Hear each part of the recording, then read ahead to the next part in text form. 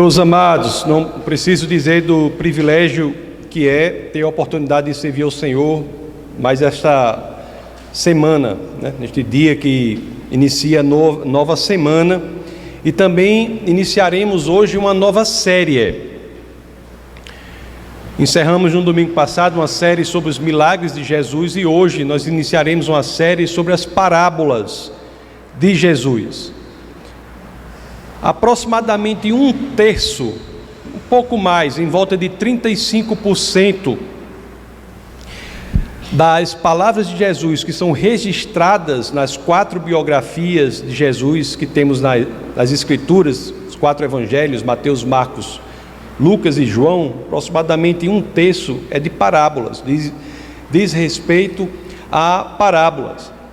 E o que é parábola? Eu não vou me aprofundar aqui na definição, vou trazer uma definição simples. Parábola é uma história que traz um significado. E foi utilizando-se das parábolas que Jesus de Nazaré ele apresentou um estilo único de ensinar. Jesus exercia o ministério do ensino mais do que qualquer um outro. O dom espiritual em que ele mais atuava era o de ensino. E foi o uso das parábolas que fez com que ele tivesse um estilo incomparável, único, singular, para ensinar sobre as realidades da vida e sobre as realidades espirituais. Não estou com isso, meus queridos, dizendo que Jesus inventou as parábolas, de forma alguma, nós sabemos. Tanto rabinos quanto fariseus utilizavam parábolas antes de Cristo. Até o estudo clássico, se você for estudar a Grécia, existe uma matéria específica da retórica grega em que o estudo da parábola é feito como uma técnica para deixar o argumento mais claro. O que ocorre é que em Jesus de Nazaré, a parábola ela alcança outro patamar. É diferente. Porque em Jesus, as parábolas, elas não servem apenas para ilustrar a verdade, para ilustrar o argumento, elas não servem apenas para isso. Mas em Jesus, as parábolas são elas mesmas revelações da verdade. As parábolas de Jesus são por elas mesmas pregações. São mensagens com corpo próprio, com conteúdo próprio. As parábolas de Jesus são tão incríveis que elas nos fazem assim ser transportados daquela imagem ou daquela história, daquela situação que a grosso modo é superficial, e elas nos transportam, nos tiram da superficialidade da imagem para a profundidade do sentido, do conteúdo, do significado. As parábolas de Jesus são realmente impressionantes, São únicas, como eu disse, ímpares, singulares. São tão assim que nem podemos separá-las do próprio Jesus. Por que Jesus é inseparável das suas parábolas? Porque Jesus, ao falar em parábolas, em sua humanidade, falava a partir de sua autoridade divina. Lá no Evangelho de João, no capítulo 12, no verso 49, o evangelista ele registra essa afirmação: pois não falei por mim mesmo, mas o Pai que me enviou me ordenou o que dizer e o que falar. Tudo o que Jesus fala a partir da sua autoridade divina, fala o que o Pai quer que ele fale. Vamos estudar hoje, portanto, uma das parábolas, parábola que está lá nos primeiros versos do capítulo 18 do Evangelho de São Lucas. Parábola que fala do injusto juiz. Algumas traduções chamam a parábola da viúva persistente, porque tem esses dois personagens na parábola. Sem mais delongas, vamos a ela. Vamos abrir as Escrituras, é claro, se assim vocês quiserem, no capítulo 18, logo no verso 1 do Evangelho de São Lucas. Vamos ver o primeiro verso daquele que é o texto base do nosso bate-papo de hoje.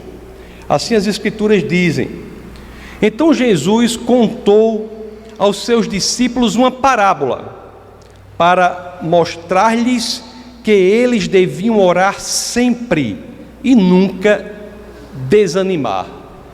Logo nesse primeiro verso, a gente tem uma resposta para uma pergunta importante: para que Jesus contou esta parábola específica? As Escrituras dizem qual a razão para dizer que devemos orar sempre. É uma parábola cujo tema central é a oração incessante, a oração que não para, a oração contínua. A oração incessante é o tema principal dessa parábola. Quando a gente fala isso, automaticamente vem logo à minha mente, quando a gente lê isso, eu tenho certeza que a de vocês também, vem logo uma preocupação. Oração sem parar, oração incessante, como assim? Como é que eu vou fazer isso? Isso também era uma surpresa para os judeus da época. Havia uma tradição entre os judeus de orar apenas 3 vezes ao dia, para não cansar a Deus. E Jesus traz o quê? Um novo conceito, um conceito revolucionário, o conceito de oração sem cessar, de orar sempre. Será que orar sempre é passar o máximo de horas que você puder em uma repetição constante de alguma oração? Será que orar sempre é assim que você acordar até dormir e se pudesse, durante o sonho também, estar orando com os lábios? Será que é isso? Se assim fosse, meus queridos, todos sabemos, seria algo impossível de ser realizado.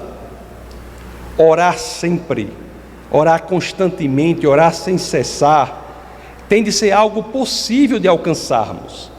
E, portanto, deve ser definido como ter uma vida de constante oração. Qual é a vida de constante oração que faz com que oremos sempre, a cada segundo da nossa existência? É a vida que temos quando cultivamos uma prática, a prática de colocar tudo, do pequeno ao grande, do problema pequeno ao grande, da alegria pequena a grande, tudo diante de Deus, crendo em sua resposta. Isso é possível e é um objetivo para cada um de nós. Cada segundo de nossa vida deve ser posto diante do Senhor.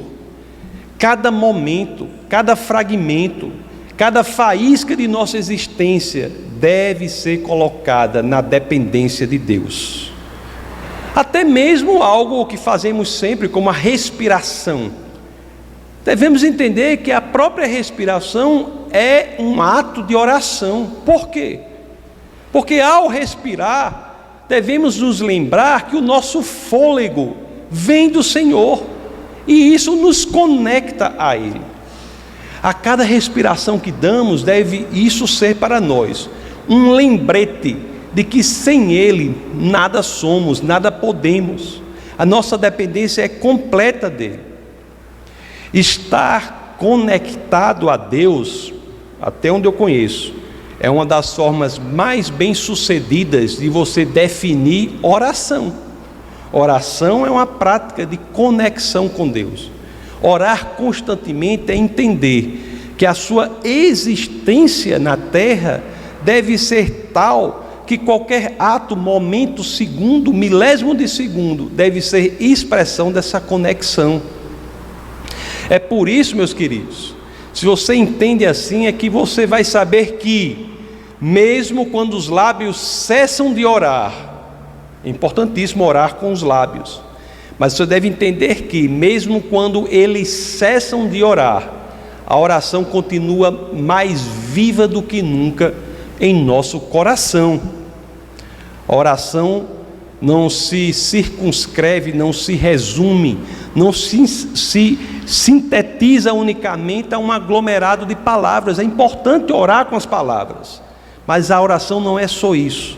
A oração é um modo específico de existir, é um modo específico de estar na terra.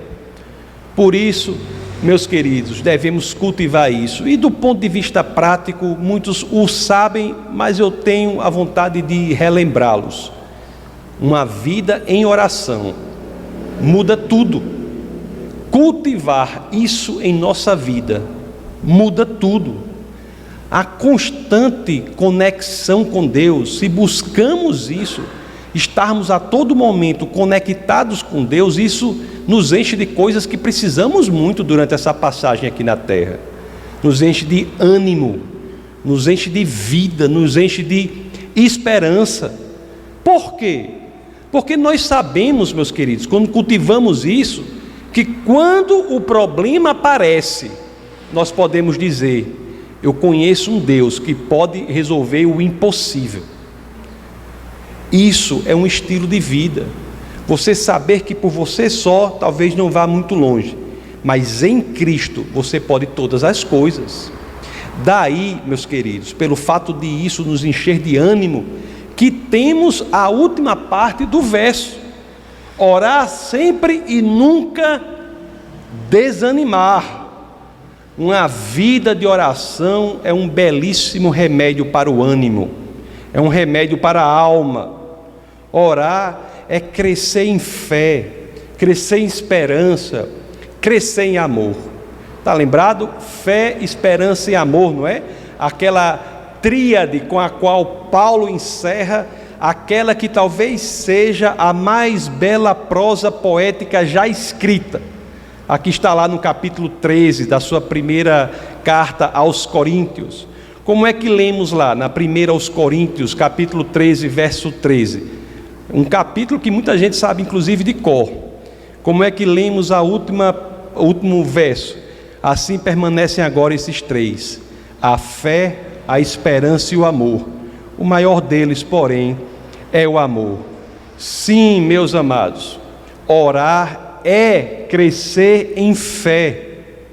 Orar a Deus, meus queridos, é dizer a si próprio, é você dizendo a si mesmo: Deus tem a resposta para a minha situação. E isso alimenta a fé. Orar a Deus é também crescer em esperança. Ter uma vida de oração é crescer em esperança. É dizer a si mesmo: o que me espera no futuro é melhor do que aquilo que vivo hoje. O que espera no futuro. Voltemos agora ao texto base, e é aqui que começa a parábola mesmo. A parábola mesmo está do verso 2 ao 5, vamos ler o 2 e o 3 do Evangelho de São Lucas, no capítulo 18. As Escrituras assim dizem, Lucas 18, 2 e 3. Ele disse: em certa cidade havia um juiz que não temia a Deus, nem se importava com os homens. E havia, o verso 3, e havia naquela cidade uma viúva que se dirigia continuamente a ele, suplicando-lhe: faze-me justiça contra o meu adversário. Não era difícil, né, meus queridos, encontrar um juiz injusto assim naquela época, na época de Herodes Antipas. Não era difícil. Aliás, o livro do profeta Isaías, escrito 8 séculos antes de Cristo, já falava de uma nação rebelde e dizia assim. Vamos abrir aí, por favor, Orlando, em Isaías, logo no comecinho, no capítulo 1, a partir do verso 23. Vamos ler o verso 23. O que as Escrituras dizem? Isaías o livro escrito 8 séculos antes de Cristo. Seus líderes são rebeldes, amigos de ladrões. Todos eles amam o suborno e andam atrás de presentes. Eles não defendem os direitos do órfão e não tomam conhecimento da causa da viúva. Viúvas eram vítimas constantes desses líderes rebeldes, né? Desses líderes injustos. Vítimas não só deles, mas inclusive vítimas dos próprios mestres da lei. Lá em Mateus, no capítulo 23, no verso 14, olha o que as Escrituras registram: ai de vocês, mestres da lei e fariseus, hipócritas, Quem são os mestres da lei hipócritas? Vocês devoram as casas das viúvas e, para disfarçar, fazem longas orações. Por isso serão castigados mais severamente. A viúva representa o quê? São aqueles que, diante do problema, da situação difícil, olham para si mesmos e se veem de mãos atadas. Diante deste mundo incrédulo e cruel, se veem na impossibilidade de fazer algo. Viúva aqui representa a necessidade, encontra sinonímia, é sinônimo de necessidade. Aqueles que estão passando por um problema e não veem saída. A ela restava o quê? A essa viúva? Nada senão suplicar ao injusto juiz. A parábola vai nos dizer que esse juiz recusa a súplica, o pedido, o clamor, ou, se você assim quiser, a oração, entre aspas, o clamor da viúva, por um tempo, até que esse injusto juiz cede à insistência da viúva. Vamos ver os versos 4 e 5 do Evangelho de São Lucas, no capítulo 18. São os versos subsequentes do texto base do nosso bate-papo de hoje. Por algum tempo ele se recusou, o juiz injusto se recusou a atender a viúva, mas finalmente disse a si mesmo: embora eu não tema a Deus e nem me importe com os homens, esta viúva está me aborrecendo. Vou fazer-lhe justiça, para que ela não venha mais me importunar. O que o juiz injusto diz é assim, né?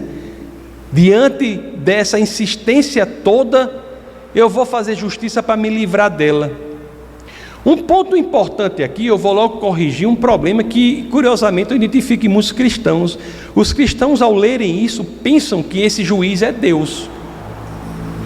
Nem de perto, meus queridos, nem de perto esse juiz injusto representa Deus. Deus é um justo juiz. O que Jesus está dizendo aqui nessa parábola é simplesmente o seguinte: se até um injusto juiz é levado a fazer justiça pela súplica persistente do necessitado, quanto mais o justo juiz, o Senhor, que nos ama em sua infinita misericórdia. Em nenhum momento a parábola diz que esse juiz é Deus. Ele apresenta um juiz injusto que, pela persistência da necessitada, cedeu à justiça. Se o juiz injusto, diante de uma persistência, faz isso, quanto mais aquele que é representação da própria justiça e da misericórdia fará para aqueles que têm uma vida de oração. Quanto mais, se até o juiz injusto,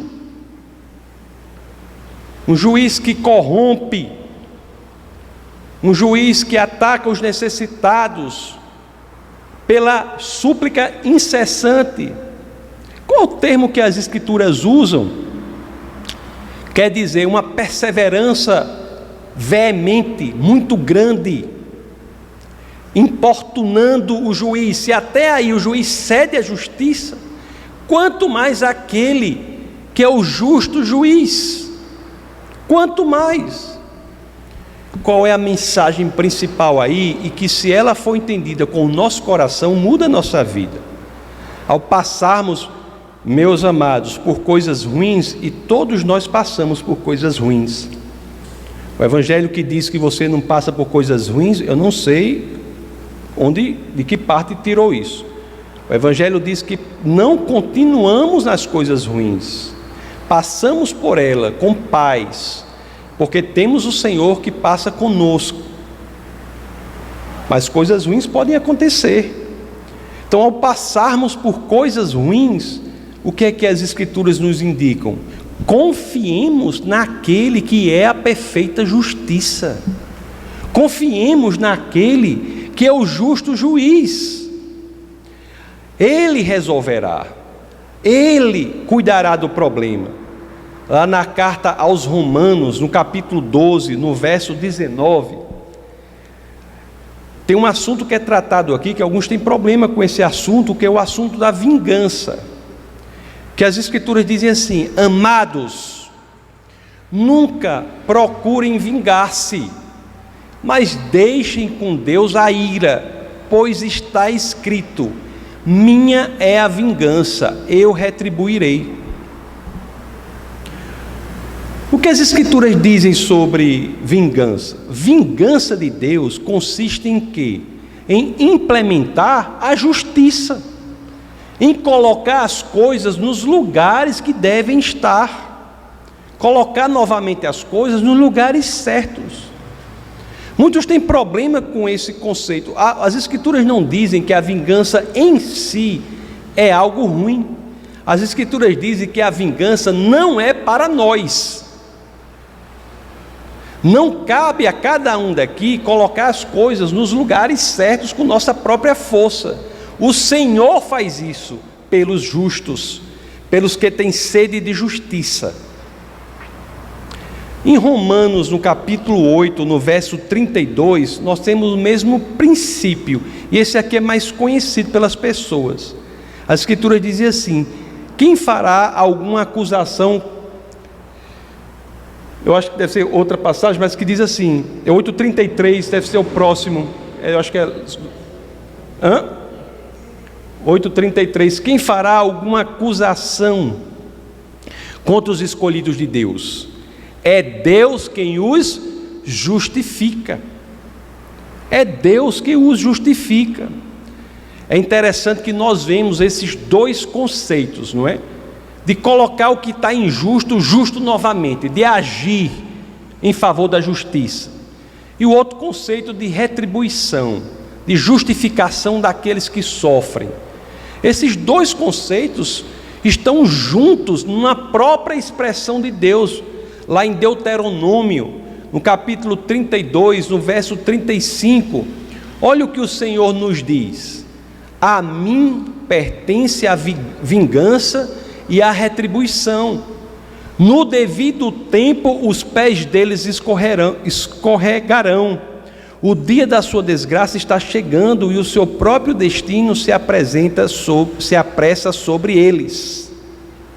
Não é, meus queridos, do ponto de vista das Escrituras, que a vingança, conceituada como fazer justiça, colocar a justiça onde algo é injusto, seja algo ruim.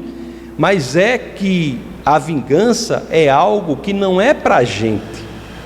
As Escrituras dizem assim: confie em Deus, Deus justificará, Deus retribuirá, Deus consertará, pertence a Deus. As Escrituras dizem assim: Deus diz às Escrituras: eu sou aquele que lidarei com isso, não são vocês, eu sou aquele. Deixemos, portanto, que Ele resolva tudo isso. Essa interpretação dessa parábola, meus queridos, que é uma interpretação que pode ser vista como é um comum nas parábolas pelo próprio Jesus. Os versos 6 e 8 de Lucas 18, que são os dois últimos versos do texto base do nosso bate-papo de hoje, apresentam a interpretação de Jesus sobre a parábola.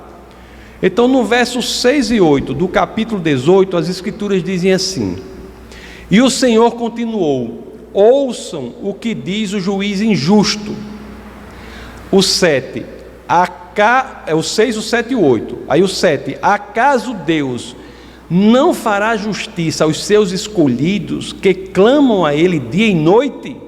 Continuará fazendo-os esperar? E o 8, eu lhes digo, Ele lhes fará justiça e depressa. Contudo, quando o Filho do Homem vier, encontrará fé na terra? Conforme nós já vimos, meus queridos, se até um juiz injusto se dobra à persistência do clamor, imagine o nosso Senhor, o justo juiz, que nos ama com amor que dura para sempre.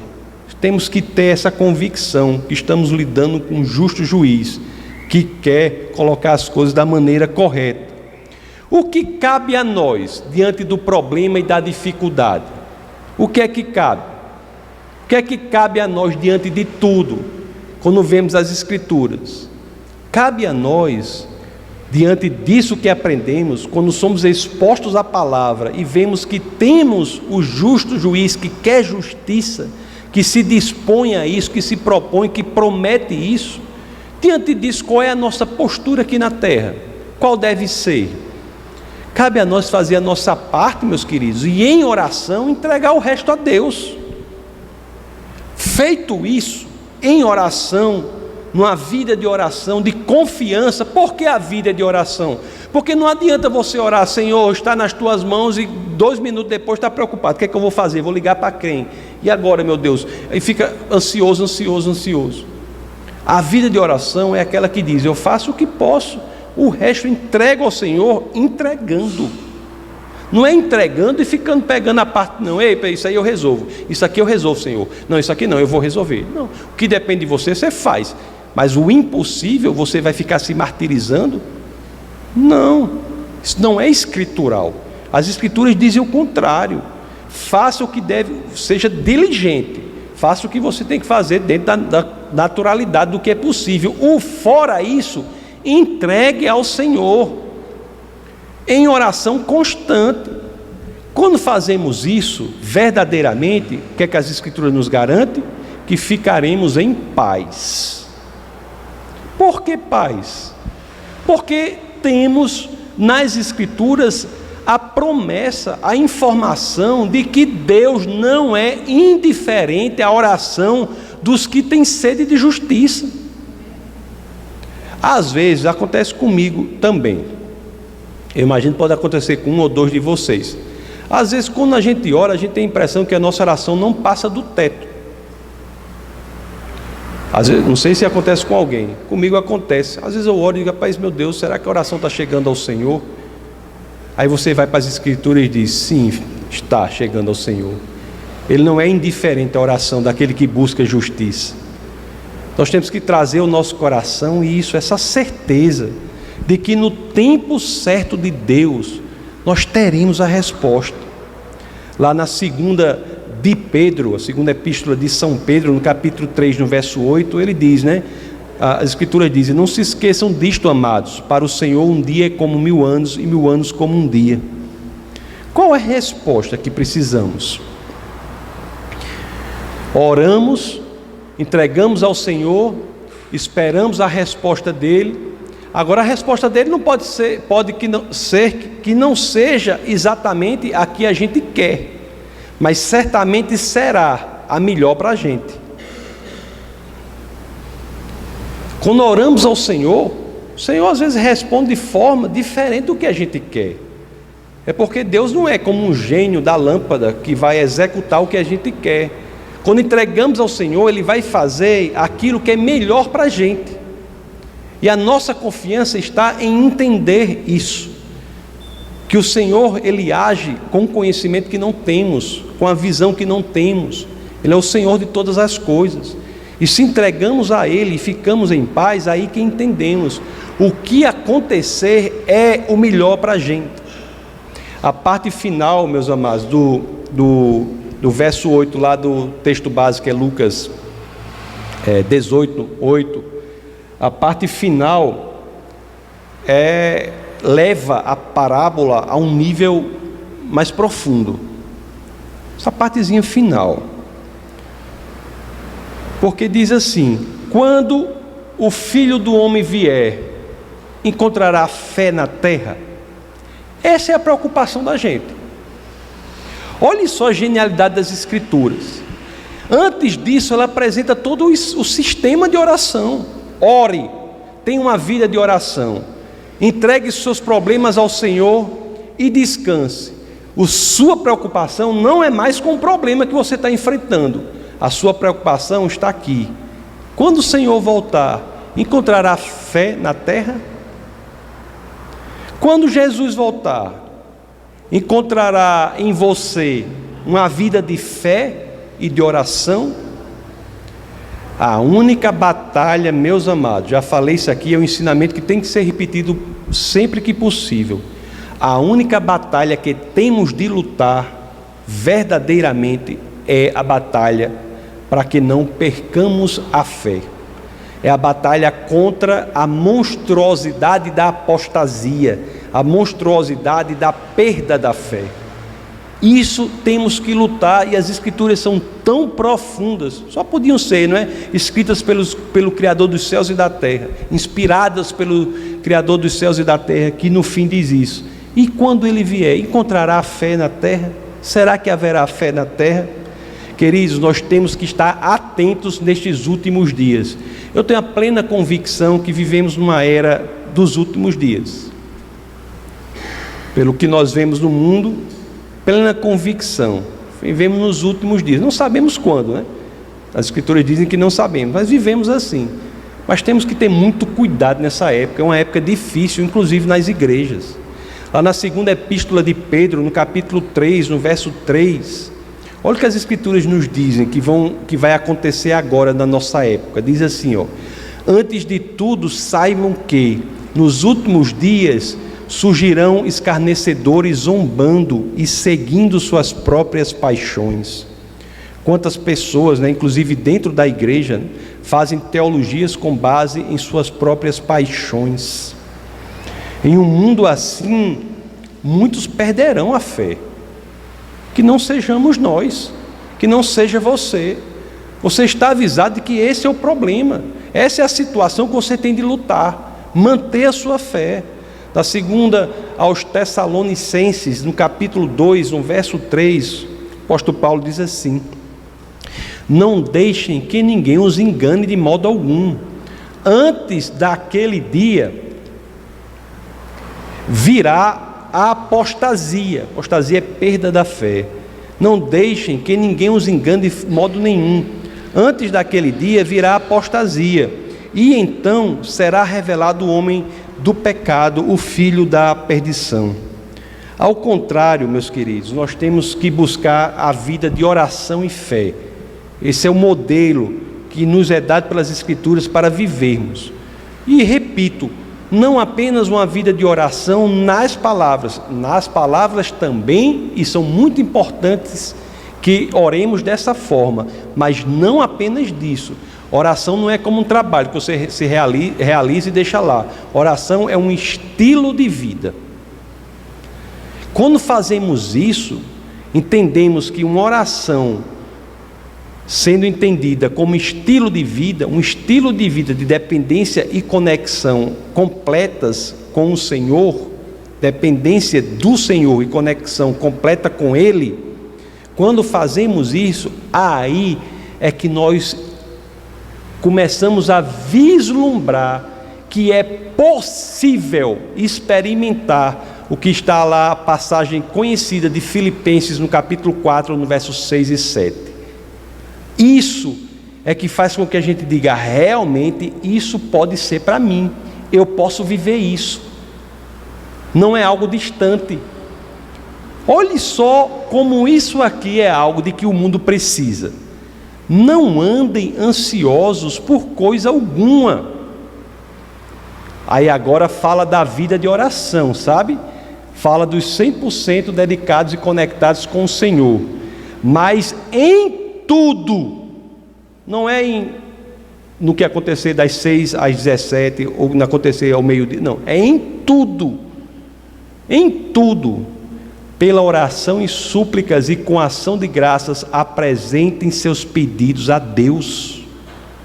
E quando nós fazemos isso, a consequência é algo de que desesperadamente o mundo precisa. Quais são os males principais do nosso século? Estresse e depressão. São monstros.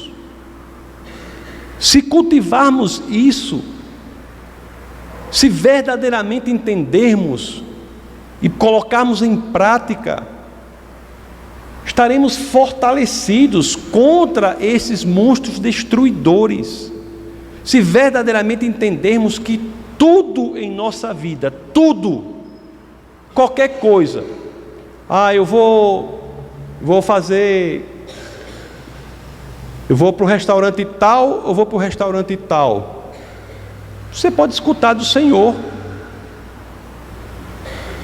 Eu vou comprar isso, eu vou comprar aquilo. Você pode escutar do Senhor. Pode escutar do Senhor. Você tem o privilégio de ter o coach morando, o maior de todos, o verdadeiro coach, morando dentro de você, que é o Espírito de Deus. Pode usar isso. Ele está dizendo: me consulte. Não andem ansiosos por coisa alguma. Não andem ansiosos por coisa alguma. Por quê? Porque em tudo, pela oração e súplicas, e com ação de graças, agradecendo, sabendo que é Deus, não é você, é Deus que faz tudo, é graças a Deus que tudo acontece. Mas com ação de graça, apresentem seus pedidos a Deus. E aí o verso 7 traz essa pérola, essa maravilha que o mundo precisa. E o que acontece quando fazemos isso? E a paz de Deus, que excede todo o entendimento, guardará o coração, e não só ele, o coração e a mente de vocês em Cristo Jesus. Meus queridos, a consequência do que entendemos, do que as Escrituras trazem dessa parábola, é uma consequência muito preciosa. Conforme disse, é algo que o mundo precisa. Algo de que o mundo precisa. É a paz que excede todo o entendimento. É por isso que o cristianismo é loucura para o mundo. O cristianismo não é loucura para o mundo porque ele é fundado em premissas ilógicas, não. Ele é loucura para o mundo porque ele tem premissas que o mundo não tem. E uma dessas premissas é o quê? Que existe um Deus justo, poderoso e verdadeiro que se inclina para ouvir de você. Nós trazemos para a nossa decisão, nosso modelo de decisão, premissas que são loucuras para o mundo e que a gente sabe que são verdades. Quando essas premissas vêm para a gente, nós decidimos logicamente. Se há um Deus todo-poderoso que se inclina para ouvir a minha oração, se há um Deus que diz que tudo será consertado e deixa com ele o problema, logicamente eu vou me preocupar? Não, eu vou entregar a ele. Isso parece loucura para o mundo, porque o mundo está aflito. Conheço pessoas, como já falei algumas vezes, pessoas que têm muito e muito dinheiro e são absolutamente aflitas, desesperadas. Conheço pessoas que têm situações difíceis financeiramente e são absolutamente tranquilas, têm o que o mundo não tem. Não é o dinheiro, não é a posição, não é o trabalho, é o Senhor que faz a diferença. Por isso, meus queridos, por nos mostrar o mapa do mundo, nos mostrar a chave para entendermos esse mundo, é que nós damos glória a Deus por sua palavra. Damos glória a Deus por nos mostrar um ponto fixo neste mundo que é tão confuso e fragmentado. Quando passamos pela dificuldade, podemos dizer: não estamos sós, tem alguém que é o Criador dos céus e da terra, que está interessado, se inclinando para assumir o meu problema. E tudo que devemos fazer é cultivar uma vida de fé e oração, para que, entregando isso a Ele, possamos experimentar esta paz que as Escrituras falam, que é uma paz que excede todo o entendimento. Vamos orar.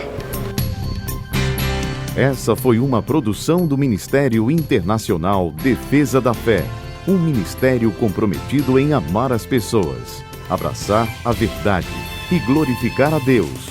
Para saber mais sobre o que fazemos, acesse defesadafé.org.